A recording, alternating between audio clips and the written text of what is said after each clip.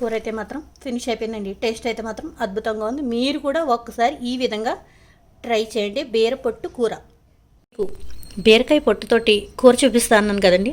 ఈవేళ అదే ప్రాసెస్. కావాల్సిన ఇంగ్రీడియంట్స్ కొంచెం శనగపప్పు, పప్పు, జీలకర్ర ప్లస్ ఆవాలు, వెల్లుల్లిపాయలు ఎన్ని కావాలంటే అన్నీ వేసుకోవచ్చండి కూరలోను. కొంచెం ఆయమినపప్పు, మిరపకాయలు అయితే మాత్రం కారానికి సరిపడా, నెక్స్ట్ కొంచెం ఉప్పు, పైన పప్పు నూనె. మీకు ఏదైనా ఆయిల్ ఏదైనా వేసుకోవచ్చు. నేను ఉంది కాబట్టి మాత్రమే వేస్తున్నానండి. అయితే ఇదేనండి ప్రాసెస్. అయితే మాత్రం రెడీ అయిపోతాం. ముందుగా ఇవి శుభ్రంగా మనం మిక్సీలోనే ఆడుకోవచ్చు, రోట్లోనే దంచేసుకోవచ్చు.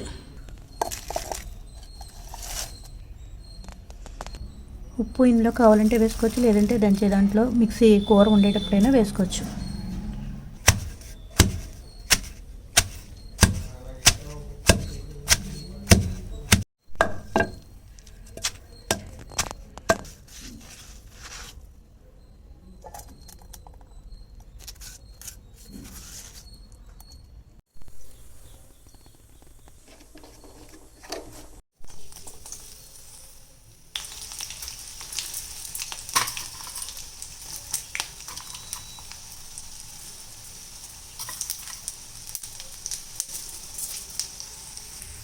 పోపు ఎంత కావాలంటే అంతా వేసుకోవచ్చండి. మనం ఇష్టాన్ని బట్టి అందరూ వేసుకుంటారు.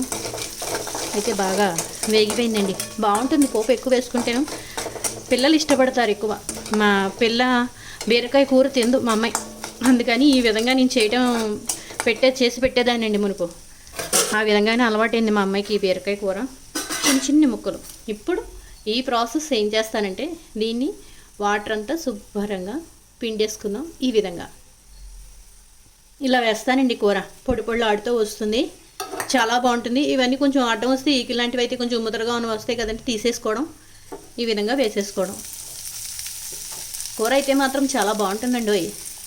ఇది ఎక్కువ పని అని చెప్పేసి చేయరు. నెక్స్ట్ ఏంటంటే బీరపొట్టుతోటి అట్లు వేసుకుంటారు, బీరపొట్టు పచ్చడి చేసుకుంటారు. నేనైతే బీరపొట్టు పనసపొట్టు లాంటి కూర మాత్రం చేస్తున్నాను నేను.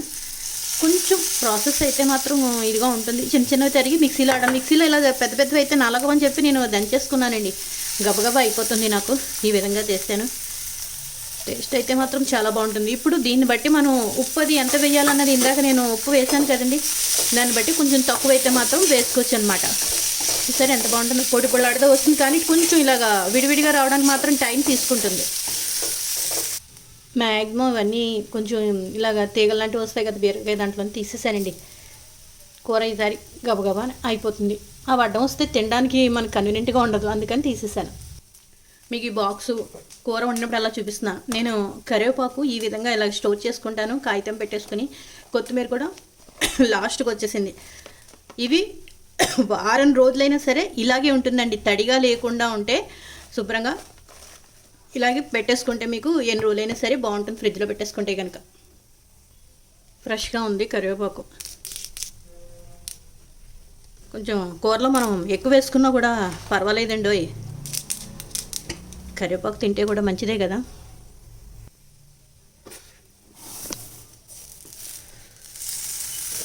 గబగబా అయిపోయింది కూర. ఈ కూర ఇద్దరికి అయితే మాత్రం సరిపోతుందండి. ఇంతకన్నా 1 కేజీ బీరకాయలకి ఇంత పొట్టుకూర అయిందనమాట. ఈ విధంగా కూర చేసి బాలింతరాలకు పెట్టామనుకోండి, పచ్చిమ కూరలు తినాలి కాబట్టి ఈ బీరకాయ పర్వాలేదు, బాగుంటుందండి కూర. ఇష్టంగా రొటీన్గా తినే కూరల కన్నా అప్పుడప్పుడు ఇలా వెరైటీగా కొంచెం చేస్తే బాగుంటుంది. మా పిల్లలకైనా ఇలాగే చేసి పెట్టేదాన్ని నేను. అందుకని ఇప్పుడు గుర్తొచ్చి వీడియో కోసం ప్రత్యేకించి మిక్సీలో ఆడకుండా ఇలాగే చేసేదాన్ని. కూర అయితే మాత్రం బాగుందండి. ఇందాక వేసిన ఉప్పు అయితే మాత్రం కరెక్ట్గా సరిపోయింది. టేస్ట్ అయితే మాత్రం అద్భుతంగా ఉంది. వెల్లుల్లిపాయలు ఎన్నైనా వేసుకోవచ్చండి కూరలోను.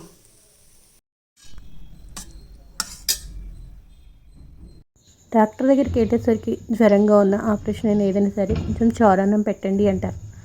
అంత డాక్టరే చారన్నం తినమని చెప్పాడు. మనమేమో చారా అని సింపుల్గా తీసి పడేస్తాం. అది అల్లటప్పదేం కాదండి.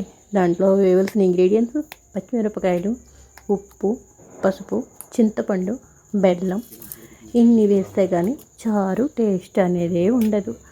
కొంచెం నేను ఇవాళ ఇంగు వేయకుండా కొత్తిమీర అయితే మాత్రం పెట్టానండి.